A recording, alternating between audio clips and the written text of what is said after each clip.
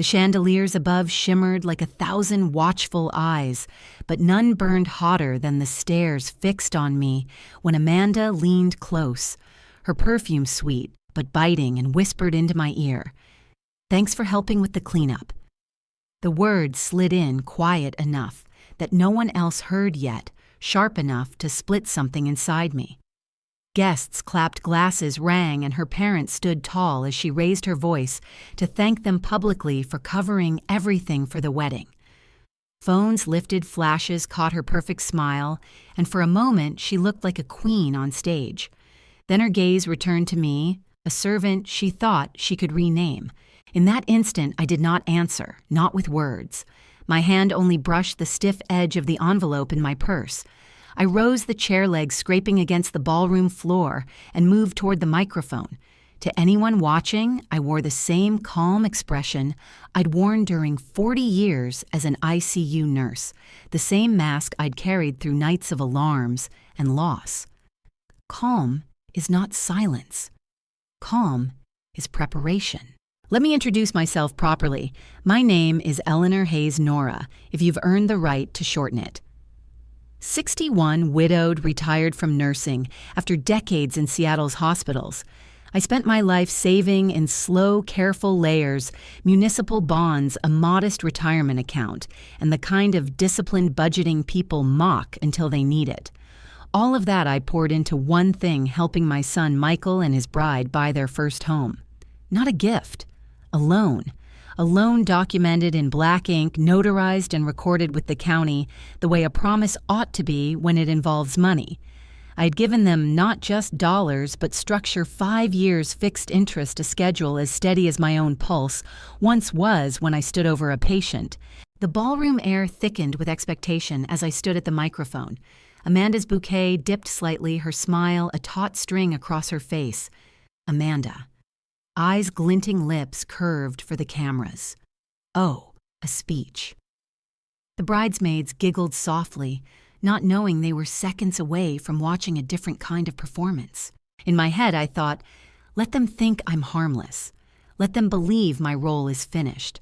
That is the mistake that keeps me breathing steady when others lose control.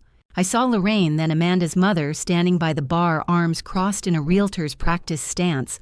Her smile sharpened for her side of the family. Near her, Gail from my church, the woman I had trusted with prayers and casseroles, leaned in too close, listening with a brightness in her eyes that no true friend wears. Brightness like that means appetite, not compassion. And in that small detail, I knew something larger this humiliation had been arranged. The hotel's microphone squealed faintly as I unfolded the cream cardstock inside my envelope. Its edges rasped against my skin with a sound only I heard. The grid of dates and numbers lay there unapologetic. It was not glamorous, not sentimental. It was math. And math does not lie. Nora. Voice calm, steady. I won't keep you long. Weddings deserve joy, and I'm not here to steal it. My gift tonight is simple clarity. The crowd shifted uneasily. A laugh sputtered from somewhere near the back. Amanda's bouquet lowered further her fingers, whitening around the stems. Amanda, smile cracking. Of course we're grateful, Nora. Truly, grateful. The word dropped like a coin into an empty jar sound without substance. My eyes moved to Michael. His smile was rigid, the same one he used as a child when pretending not to be scared. He knew exactly what these papers meant. He had signed them. In my mind, I thought gratitude is only real when it carries weight. Without it, it's foam bright on the surface, gone before you can taste it. Lorraine's bracelet clicked as she folded her arms tighter. Lorraine, under her breath. Just enough for me. We don't discuss finances at a wedding. Nora, evenly eyes fixed forward. Then let's not call this finance, let's call it truth. I lifted the pages so the cameras could see, so the cousins on the Pierce side could not pretend ignorance later. Promissory note. Amortization schedule. 2 signatures side by side. The proof that my life savings were not a dowry, not a gift, but a debt, owed. Silence spread outward like ripples in a pond. The band froze. A child stopped chewing. In the mirrored wall behind the bar, I caught Gail's reflection, her lips forming a soft, "oh," but her body angling toward Lorraine as though pulled by gravity. Betrayal does not need to shout. It only needs to tilt. I closed the folder slowly, letting the sound of paper against paper carry. Then I smiled a small private curve of the lips that said, "I know what you've tried to erase, and I will not be erased." The room resumed awkwardly. Glasses clinked with forced enthusiasm. The MC hurried forward, muttering about the father-daughter dance. Yet something had cracked. Once a truth is read aloud, it cannot be folded back into silence. I returned to my seat, the envelope heavier now for having been opened. The cold air from the terrace seeped in, brushing my skin, and I thought, they believe they've shamed me into a corner. They do not yet know that corners are where survival lives. And I leave you with this. When your world collapses in the space of a single minute, what would your first move be? By morning, the fallout from my gift had already started to spread like spilled ink across a white tablecloth. People who had smiled at me hours before were suddenly silent, their texts short, their calls cautious. On Facebook, a cropped photo appeared me holding the amortization schedule at the microphone, face half-shadowed. The caption read, "Imagine humiliating your own son on his wedding day." Dozens of likes, smirks, and comments sprouted beneath it. No need to guess who planted the seed. Lorraine understood presentation better than anyone. She'd spent her life staging houses to hide cracks in walls. Smearing me across the internet was just another open house with better lighting. At the grocery store, the cashier I'd known for years leaned closer, whispering, "Heard you stirred things up at the Hayes Pierce wedding." She meant it like gossip, not accusation, but I could feel the story curdling already. I pressed my card against the reader, smiled politely, and walked away with my bread and milk. Let them rehearse their version. I had mine, and mine had signatures. Michael called that evening. His voice was sandpaper hoarse from too many rehearsed arguments. Michael, weary, barely above a whisper. "Mom, can't we just smooth this over? Amanda's parents think we can refinance, but the lien you recorded, it complicates everything." Nora, measured quiet. "It's supposed to complicate things, Michael. That's the point of collateral. You signed it." He inhaled sharply, the kind of breath that cuts. "Michael, Amanda says if you loved us, you'd sign the subordination agreement. It won't erase what you did. It just moves it lower." In my mind, I thought lower is a polite word for invisible.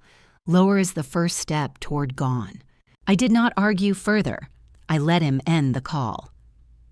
Afterward, I sat at my kitchen table with the ticking clock loud as a drumbeat, remembering nights in the ICU when one choice made the difference between survival and collapse.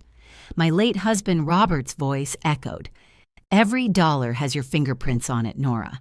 Don't let anyone wipe them away." The following day, Gail appeared at my door with a casserole balanced in her arms, her smile warm, her tone sugared. "Gail," gently, "you've been through too much alone. Thought you could use some company." We ate together, steam rising from the dish, and she asked questions too carefully wrapped in kindness. "Did you record the papers officially?" "Where do you keep the documents?" I answered, grateful. For her listening, ear never noticing the brightness in her eyes, was hunger, not empathy. Later, when I watched her taillights vanish into the night, unease tugged at me, but I told myself I was imagining shadows. Nurses are trained to see symptoms early. I should have trusted my instinct. By midweek, an email arrived from a refinancing officer I had never met. The subject line was polite, the body precise. "Please review the attached subordination agreement. Kindly sign before 5 p.m. next Friday to proceed with the refinance." A PDF glared back at me, its legal jargon silky and sharp. At the bottom, a blank line waited for my name, the kind of trap that looks harmless until you're inside it. Minutes later, Lorraine's voice followed on the phone, crisp as winter glass. "Lorraine." "Cool. Almost friendly, Eleanor. This is standard. Families do it all the time. Don't make yourself the villain." "Nora." "Steady villains rewrite contracts without consent." "Lorraine." Biting back, contracts are paper. Family is blood. You'll regret choosing paper. Then she hung up. The pressure built until Saturday when Amanda invited me to dinner. The table was staged with fine china candles, flickering, the roast seasoned perfectly, every detail rehearsed like a set for a play. She folded her napkin, eyes soft but voice calculated. "Amanda," sweetened tone. "We want to start fresh, Nora, but we can't while you're holding this over us. Sign the paper and we'll move forward as a family." Michael, desperate, leaning in. "Please, Mom, it's tearing us apart." In my mind, I thought, they want me to pay for a unity they broke themselves. I smiled faintly, complimented the roast, and excused myself before dessert. Outside, the night air bit my skin sharper than their words had. My son's silence clung to me longer than the smell of time. At church the next morning, whispers curled like smoke. Some said I had sabotaged my son's happiness, others that I had grown bitter and jealous. Lorraine stood at the back, nodding her arm, brushing Gail's, as though they shared one body. Gail's eyes found mine wide with staged pity, and I finally recognized the truth I had confided in the very person feeding my enemy. I didn't rise to defend myself. Words scatter like sparrows. Paper endures like stone. At home, I unlocked the metal box where the certified copy of the deed of trust lay. The notary's embossed seal gleamed like a shield under the lamp. I ran my fingers across it and heard Robert again.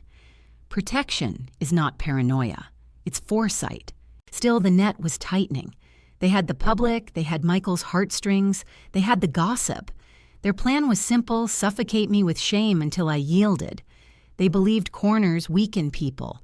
But I knew corners are where survival waits, stacked with oxygen tanks and back doors. By the end of the week, Michael's voice cracked over the phone. "Michael," breaking, almost pleading, "if you don't sign, Mom, Amanda says she doesn't know if she can stay in this marriage."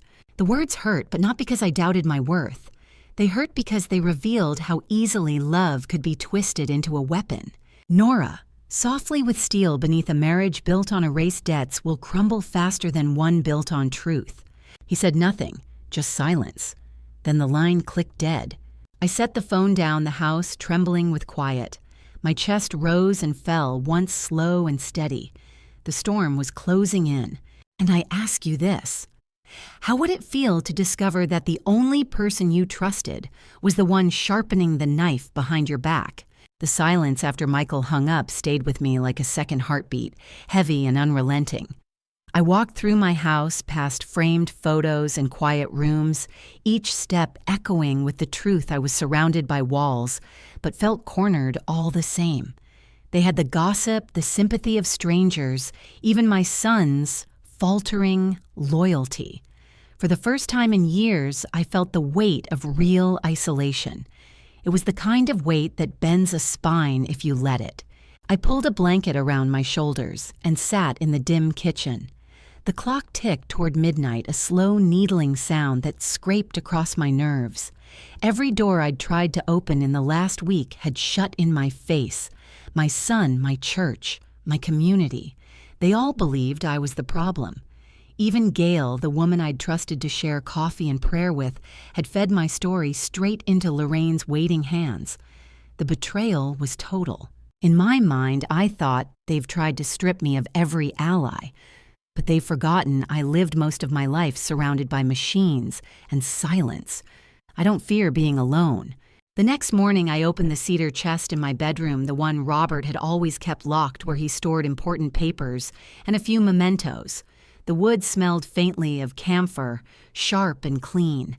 Inside, beneath yellowing tax forms and the deed to our old house, I found a folder marked in Robert's handwriting, "Loan Docs, Michael." My fingers shook as I lifted it. Inside was a trail of breadcrumbs, the emails Robert had exchanged with Daniel Cho, the notary, weeks before the loan closed, a typed letter from the legal clinic where I used to volunteer, and most important, a checklist Robert had scribbled himself. Record deed of trust. Add acceleration clause. Include due on sale. He had thought of everything. He had left nothing to chance. My husband had known that our son might be pressured, that memories fade, that stories can be rewritten, but paper endures. I held the pages under the lamp, tracing each word with my fingertip as if Robert were guiding me even now. There it was, in black and white, the proof that we hadn't simply handed over money. We had recorded it, certified it, protected it. That night, I drove to the county recorder's office, the city lights painting streaks across my windshield. The building smelled faintly of dust and toner the way all bureaucracies do. I requested the certified copy of the deed of trust, and the clerk slid it across the counter, embossed seal catching the light. I tucked it into a sleeve like a relic. That single stamp was heavier than any rumor Lorraine could spin. I didn't stop there. I called Daniel the notary. His voice was calm, steady, the same as when he had stamped the documents months before. Daniel. Professional, precise. Of course I remember. I still have the log. Both signatures, both IDs. If you need me to testify, I can. Nora. Softly relieved. Thank you. That may matter more than you know. I ended the call with my heart steadier than it had been in days. I began collecting small pieces the way a nurse prepares for a procedure. Screenshots of text messages where Amanda herself had written, "We'll pay you back soon, promise." A bank transfer receipt showing the exact amount I wired into their account. Every fragment was a stitch, sewing up the tear they had tried to rip open in my reputation. Outwardly, I played along. When Amanda texted about working something out, I answered politely. When Michael asked if I might consider signing, I told him I was reviewing. I even suggested we meet at the escrow office before anything was finalized. To them, it must have looked like hesitation, maybe even surrender. To me, it was camouflage. In my mind, I thought a patient who looks stable can still crash. A woman who looks defeated can still be building her case. On Friday, I drafted my own terms, though I didn't show them yet. If they wanted my signature, they'd have to pay the first year's interest in full up front through an independent escrow. I knew they would scoff, but that was the point. You don't reveal your real hand when you're still setting the trap. At night, I lay awake staring at the ceiling, listening to the faint hum of the refrigerator, the occasional groan of pipes in the walls. Loneliness pressed hard, but so did clarity. They had cornered me, yes, but they had also overlooked something essential, my memory. I remembered the day Amanda had refused to sign a simple thank you card until Michael pushed her. I remembered Lorraine's smirk when she suggested a gift letter to the bank and how I had refused. They thought I would forget, but I never forget. Not details, not debts. By Sunday, I had assembled everything into a single binder, certified copies, emails, receipts, and notes. Each page slipped into a plastic sleeve, clean and undeniable. I placed the binder in my bag heavy as a weapon, not a weapon of violence, a weapon of precision. That evening, as I watched the sunset bleed across Seattle's skyline, I understood what Robert had left me. Not just documents, not just signatures. He had left me foresight. He had left me a reminder that when the world turns its back paper and truth remain, I knew now what to do. I would not argue with gossip. I would not beg my son. I would not plead for family. I would let the law, the paper, and the truth speak for me when the time came. And when they tried to push me into a corner again, I would already be holding the exit door open. And so I ask you this. What hidden weapon from your past might save you when every path seems closed? The email arrived on a Tuesday morning, crisp as a summons. Final notice, please sign. Subordination agreement by 5 p.m. Friday to secure refinance rate. The words were polite, almost gracious, but I could hear Lorraine's voice in every line. This wasn't an offer. It was a countdown. I printed the email and laid it flat on the kitchen table. The black ink looked harmless, but I could feel the weight of a noose tightening. Amanda sent a text an hour later. Please, Nora, we need this. Without it, we'll lose everything. Don't you want us to be happy? The message had 3 heart emojis at the end, a mockery of sincerity. In my mind, I thought they've mistaken my silence for indecision. Silence is never indecision. It's preparation. That night, I called the escrow office and scheduled a review meeting for noon Friday, the very day of their deadline. The receptionist sounded puzzled. Receptionist, cautious. Usually, subordination agreements are just signed, Mrs. Hayes. No meeting necessary. Nora, calm, deliberate. There's nothing usual about this one. Please note me down. By Thursday, the campaign of pressure turned into siege fire. Michael left a voicemail, his voice breaking. Michael. Strained mom. If you don't sign, Amanda says the lender will back out. We'll have no home, no stability. Please. This isn't about money. It's about family. Family. The word tasted sour. Family is what they invoked when they wanted me to surrender. When it came time to protect me, family was a ghost. I didn't reply. Instead, I opened my binder, smoothing each page with careful hands. Certified copy of the deed of trust, proof of funds, Amanda's text promising repayment, the notary's log, and the newest page, a draft of my own notice of intent to accelerate, prepared at the legal clinic where I once volunteered. The clause Robert had insisted we include gave me the right to demand immediate repayment if they tried to impair my security. Attempting to refinance without my consent counted. They thought they were cornering me. What they didn't know was that corners are where nurses keep the code cart stocked with adrenaline. Friday came gray and damp, Seattle's sky low and heavy. I wore a navy blouse pressed sharp and carried my binder like a shield. When I arrived at the escrow office, Amanda and Michael were already there. She wore white again, not a dress, but a blouse, as if to remind everyone she was still the bride. Lorraine sat beside her, arms crossed, a realtor's smile painted thin. Amanda, bright but brittle. We're so glad you came, Nora. This is just a formality. Lorraine, leaning forward. Voice clipped. Sign Eleanor. Let the kids move forward. Don't make this ugly. The officer slid the subordination agreement across the table. The signature line waited a trap dressed as courtesy. I touched the pen, then set it down. Nora. Softly. Before I sign, I'd like to read something. I opened my binder and drew out the letter, Notice of Intent to Accelerate. The embossed seal gleamed under the fluorescent lights. Escrow officer. Startled, Mrs. Hayes, this isn't... Nora. Steady, unshaken. This is exactly what it is. This notice informs you that if anyone attempts to impair my lien, the entire balance becomes due immediately. Amanda gasped a sharp inhale like porcelain cracking. Amanda, high-pitched, you can't be serious. That would ruin us. Lorraine, snapping, she's bluffing. In my mind, I thought bluffing is what you do when you don't hold the cards. I hold everyone. I closed the binder with a deliberate thud. Nora, eyes on Lorraine. You ask me here to sign. I've shown you why I will not. If you continue, I'll accelerate the debt. Today. The room stilled. Michael's face drained pale. Amanda's fingers clutched the edge of the table until her knuckles whitened. Lorraine shifted, her confidence cracked by something she hadn't anticipated, resistance documented in law, stamped by the county. We left the office without my signature. By 5 o'clock, their deadline expired. The refinance collapsed. The lender withdrew. Their plan crumbled in their own hands. That evening, I sat at home with the window open, the sound of rain soft against the glass. I brewed tea, let the steam rise into the quiet, and allowed myself the faintest smile. They believed they had me cornered. Instead, they had given me a clock, and I had used it to time my strike. And I ask you this.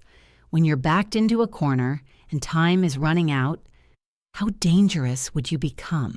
When the lender withdrew, the silence on Amanda's side of the family was louder than thunder. By Saturday morning, messages stopped flooding in.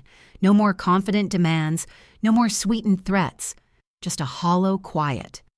That's the thing about people who live off spectacle. When the lights go out, they lose their script. Michael showed up at my door that afternoon, shoulders hunched, his suit jacket wrinkled as if he'd slept in it. He looked like a man who had walked out of a battlefield with no flag left to carry. Michael, horse eyes rimmed red. Mom, the refinance fell apart. Amanda's furious. Lorraine's on the phone all day trying to find another lender, but they all see your lien, your notice. No one will touch us now. I motioned him inside, poured him tea. He held the cup but didn't drink. His hands shook. Nora, softly steady. That's what paper is for Michael. Not to punish you, but to protect me. He didn't answer. His silence was the silence of a son caught between two women, his mother and his wife, both tugging at his loyalty. But the truth was, I wasn't tugging at all. I had simply placed my hands behind my back and let the documents do the pulling. By Sunday, Amanda called me herself, her voice sharpened by panic. "Amanda," clipped frantic, "you've ruined everything. Do you understand that we can't move forward? We can't breathe with your lien strangling us. Do you even care about your son?" In my mind, I thought, they wanted my help when it was invisible, silent, unacknowledged. Now that it's written in ink, they call it strangling. I didn't argue. Instead, I sent them a letter. Not harsh, not vindictive, measured, professional, the kind of letter any lender might send. At the top it read, "Offer of forbearance." The terms were simple. I would forgive the first year's interest and even lower the rate by 0.5 point. But in exchange, Amanda would have to make a public correction in front of the family that the money had been a loan, not a gift, and issue a direct apology for her remark at the wedding. One short speech, one acknowledgement of the truth. That was the price of relief. When Michael read it, his voice cracked over the phone. Michael, bewildered, You're giving us better terms. Even after all this. Nora, quietly, better terms for honesty. Michael, honesty always comes cheaper than lies. The next day, Lorraine barged into the church foyer, catching me as I was about to leave. Her perfume was sharp, her earrings glinting like daggers. Lorraine, sneering, "You think you've won, they'll never agree to your little stunt. Amanda doesn't apologize to anyone." Nora, calm with a small smile, "Then she can keep her debt exactly as it is." She stared at me, searching for weakness, but there was none left to find. I had stopped needing her approval the moment I recorded that deed of trust. By Wednesday, the cracks showed.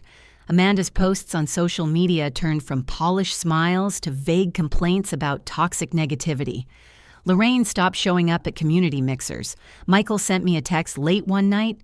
Maybe Amanda should just say it. I can't keep living like this. In my mind, I thought, the moment a lie costs more than the truth, the lie begins to die. At dinner the following Friday, I sat quietly while Amanda squirmed under the weight of her own silence. The room was full of relatives, the smell of roasted chicken thick in the air glasses, clinking nervously. Finally, Amanda stood, her cheeks blotched with red. Amanda. Stiff voice trembling under the mask of control. "I want to correct something I said at the wedding. Nora didn't give us the house money as a gift. It was a loan. We signed. We owe it. And She swallowed hard, glancing at Lorraine, then back at Michael. "I'm sorry for what I said." A murmur swept through the table. Forks paused mid-air. Someone coughed into a napkin. And me, I just sipped my water. I didn't gloat. I didn't clap. I let the truth hang in the air until it settled on its own. In my mind, I thought power isn't in shouting the loudest. It's in making silence work for you. The next morning, I amended the loan terms exactly as promised, lower rate forgiven first year's interest. Not because I needed to show mercy, but because keeping my word is the sharpest blade I own. Mercy, when wielded deliberately, cuts deeper than vengeance. And I ask you this. Do you believe the quiet smile of a calm woman can be more terrifying than her scream? The night Amanda finally muttered her apology should have ended the war. But wars rarely end when the generals are still thirsty. Lorraine's eyes burned at me across the dinner table as Amanda stammered her correction, and in that glare, I knew she wasn't finished. She couldn't be. To women like her, losing ground is worse than losing blood. 2 days later, an envelope arrived at my door. Inside was another demand, this one colder, more formal. Lorraine had convinced Amanda and Michael to threaten legal action, accusing me of sabotaging their wedding, of defaming their reputation, of overstepping family boundaries. It was theater, but theater with letterhead. I read the pages under the kitchen light, my tea cooling beside me. They thought paper could frighten me into surrender, but I had thicker paper, heavier ink.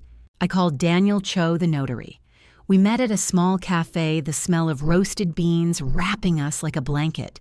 He brought his logbook, worn, leather edges curled. Daniel, tapping the page, here. Michael Hayes, Amanda Pierce, both IDs recorded, both signatures verified. This is my stamp. If anyone questions it, I'll testify. Nora, looking him in the eye, that may be the one thing they didn't count on your memory being as sharp as your seal. I slipped him a thank you card, though my gratitude ran deeper than paper. The following Sunday, I invited Amanda and Michael to meet me at Gail's house under the guise of reconciliation. Lorraine came too, uninvited but unavoidable. Gail welcomed us with cookies on a tray, her smile trembling as though she knew what was about to unravel. We sat in her living room, lace curtains drawn the air heavy with cinnamon and dread. I placed my binder on the coffee table, its spine thick with evidence. Nora, voice, even eyes steady. You want to accuse me of defamation. You want to erase what happened. But here's what actually exists. I opened the binder page by page. Certified copy of the deed of trust, the embossed seal gleaming under the lamplight. The promissory note with both their signatures crisp in blue ink.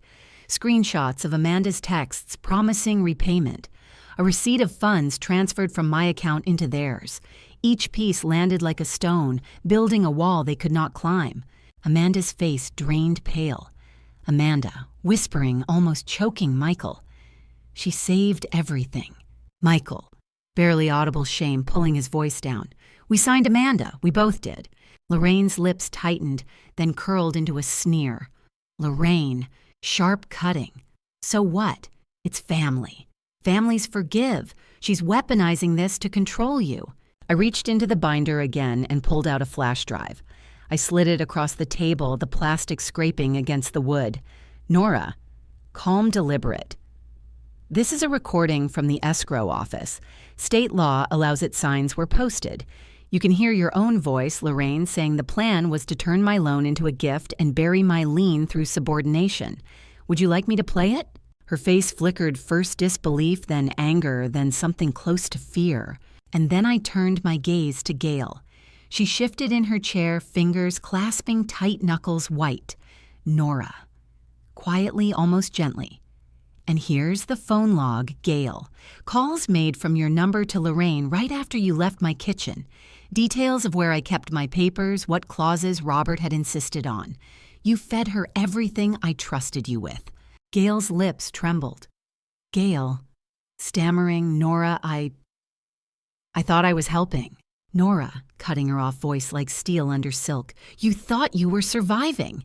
You chose your safety over my trust. That's betrayal, not help. The room fell silent except for the faint tick of Gail's mantel clock. Amanda pressed her hands over her face. Michael stared at the carpet, his shoulders caved. Lorraine sat stiff fury seething under her skin, but caught in the net I had strung. And Gail wept quietly, her tears too late to wash anything clean. In my mind, I thought betrayal always reveals itself in the end. Lies are brittle things. They shatter under the weight of truth. I closed the binder and stood my knees, steady my breath. Calm. Nora, final, certain. You can keep filing papers, Lorraine, but every document you send me will fall against stronger ones. The more you fight, the more the truth surfaces, and the more everyone sees who really pulled the strings. Lorraine said nothing. Not because she agreed, but because for the first time she had no script left. When I left Gail's house that evening, the sun was low, turning the sky the color of iron. I walked down the steps with the binder under my arm, the weight of it lighter than the burden I had carried for weeks. Behind me, their silence clung like smoke-proof that a fire had burned through all their illusions. And I ask you this, what is more frightening than an enemy who shows their face? Perhaps it is the enemy you never realized was standing right beside you. Lorraine didn't vanish after being unmasked. People like her don't retreat. They regroup. A week later, a letter arrived from her attorney thicker than a Bible and twice as pompous. It accused me of defamation, of interfering with a refinance, of intentionally humiliating Amanda at her wedding. They threatened damages, court fees, even a restraining order. To anyone else, it might have looked like power. To me, it looked like desperation dressed in stationery. That evening, Michael called, his voice cracking down the line. "Michael." Hoarse broken. "Mom, please, she says she'll take me down with her if you keep pushing. She'll divorce me, she'll ruin me. Can't you just stop? Please for me." I closed my eyes, the receiver warm against my ear. In my mind, I thought, they've turned my son into collateral. That's Lorraine's last weapon. Not the law, not the lies, my own child's heart. I didn't sleep much that night. I paced the hallway, bare feet against cool wood, the moonlight silvering the walls. I thought about Robert, about all the times we'd argued over Michael's softness, his eagerness to please. "He'll learn," Robert used to say. "Life will teach him boundaries." But life hadn't taught him. Lorraine had exploited him. And now I had to decide, protect my financial boundary and crush him in the process, or sacrifice a piece of it to save him. By dawn, I knew. Winning doesn't always mean taking everything. Sometimes it means forcing your enemy to kneel while still keeping your dignity intact. I drafted a settlement. 5 conditions. 1, Amanda must record a 30-second video sent to the entire family, admitting the loan and apologizing for her insult. 2, payments must be set on automatic transfer. No delays, no excuses. 3, if they ever slander me again, the acceleration clause activates instantly. 4, the interest rate drops half a point, but only after the video is delivered.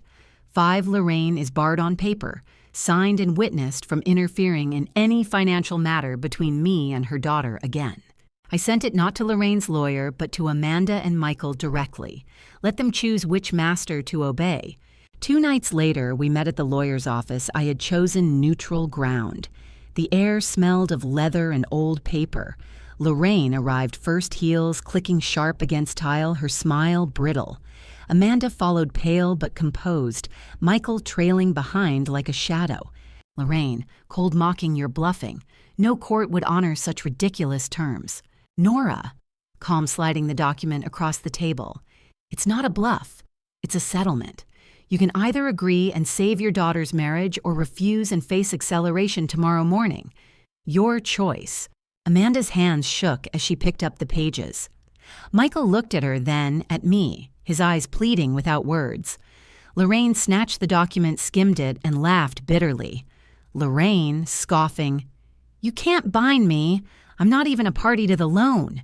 Nora, voice firm, steady. "You're in the video, Lorraine. Recorded admitting the plan to erase my lien. That makes you a party whether you like it or not." Her smile faltered. For the first time, she looked cornered. Amanda whispered something to Michael, her voice trembling. Then she looked at me. Amanda, lips trembling. "If I do this video, you'll really forgive the first year's interest, lower the rate." Nora, softly with steel beneath yes, because I keep my promises even when others don't. Michael's eyes glistened. He nodded slowly, a silent plea for Amanda to yield. Lorraine slammed the folder shut. "Lorraine, venomous, don't you dare, Amanda. If you cave, she'll own you forever." I leaned forward, hands folded, voice low but clear. "Nora, final, no Lorraine. If she caves, she'll finally be free from you. I'm not trying to own her. You are." The room hung, suspended, the tick of the wall clock loud as a gavel. Finally, Amanda broke. She pushed the paper toward me. "Amanda," defeated whisper, "I'll do the video." Lorraine's mouth fell open. Her daughter had slipped from her grip, not into mine, but into her own autonomy. That was the victory. Not destroying them, but breaking Lorraine's chains. In my mind, I thought chess isn't about how many pieces you capture. It's about checkmating the one who thought she was always in control. As we left, Lorraine brushed past me, her perfume acrid, her voice a hiss. Lorraine, low, trembling with rage. "This isn't over." Nora, without turning back. "For you, maybe. For me, it is." I walked into the night air, cool and clean, the street lamps glowing like watchful sentinels. Behind me, Lorraine stood alone, her allies, slipping away, her power cracked open for everyone to see. And I ask you this, in the final move of a long game, what would you sacrifice to make sure your opponent's king never rises again? The video arrived 2 days later, 30 seconds long. Amanda sat in her living room, pale but composed, the faint hum of a dishwasher in the background. She read from a paper, her voice stiff but audible. Amanda, on camera. The funds for our home were a loan from Eleanor Hayes, not a gift. We signed and we owe it. At our wedding, I disrespected her with my words.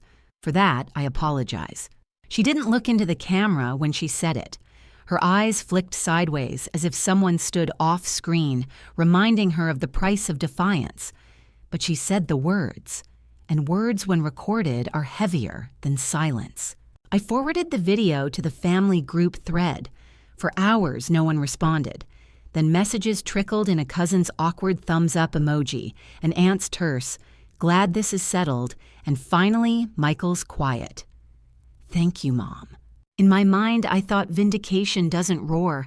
It settles like dust after a storm, coating everything with truth. The next morning, I signed the amendment. The new terms interest forgiven for the first-year rate reduced by 0.5 point. My lawyer filed it with the county recorder, stamping it into permanence. I kept my word not for Amanda's sake, but for my own. Mercy, when chosen freely, is the sharpest proof of strength. Lorraine tried once more. She appeared at church the following Sunday, chin-high smile lacquered, but the pews around her were emptier than usual. Neighbors avoided her eye. Gossip had done what it always does, fed on her ambition until it turned on her. Without Amanda's loyalty and Michael's compliance, she was just another realtor with a poisoned tongue. Even Gail no longer sat beside her. As for Gail, she approached me in the parking lot, hands twisting a tissue. Gail, voice cracking Nora, I was wrong. I don't expect forgiveness, but I want you to know I regret what I did. I studied her face, the lines of guilt etched deep. Nora, softly but distant. Regret isn't restitution, Gail. Trust doesn't grow back because someone waters it with tears. I walked away, leaving her to her silence. That evening, I did something small but symbolic. I bought a new binder, bright red, sturdy, and transferred all the documents into it. Every payment they made, every bank transfer, every proof of obligation would go inside. I placed it on the shelf beside my cookbooks. Debt, like a recipe, requires ingredients and timing. Both must be followed exactly. Michael came to see me the following week. He hugged me tighter than he had in months. Michael, low, sincere, I don't know how to fix what's happened, but I want to try. I held him, my son, flawed and pressured, yet still mine. Nora, gently. Then start by keeping your word. Month by month. That's all I ask. And he nodded. In my mind, I thought, sometimes victory isn't fireworks. It's the slow click of a clock as promises are kept one by one. Spring came, and with it, an invitation from my church to lead a workshop for seniors on financial protection. They had heard whispers of what I'd done, not the gossip, but the truth, and wanted me to teach others how to safeguard their savings. I stood at a lectern, papers in hand, looking out at faces lined with age and worry. Nora, speaking to them, voice steady. Kindness is a gift, but money is not. If you lend, record it. If you promise, sign it. Protect your generosity so it isn't mistaken for weakness. That's not selfishness. That's survival. They listened, nodding, some taking notes. And I felt something inside me shift, not the bitterness of a battle fought, but the steadiness of a boundary drawn. That night, I sat on my porch, the air cool, the stars sharp against Seattle's sky. I thought about Robert, about the way he used to sip coffee at this very spot, telling me we couldn't control the storms, but we could control how tightly we shut the windows. I smiled. The storm had passed. The windows had held. And the house, my dignity, was still standing. In my mind, I thought strength isn't about raising your voice. It's about choosing the moment to open your mouth and the moment to let silence carry the weight. My silence had been called weakness. But in the end, it was my silence, and the paper I paired with it, that became my loudest answer. And so I leave you with this. When the storm finally breaks and the sky clears, what new dawn will you claim as your own?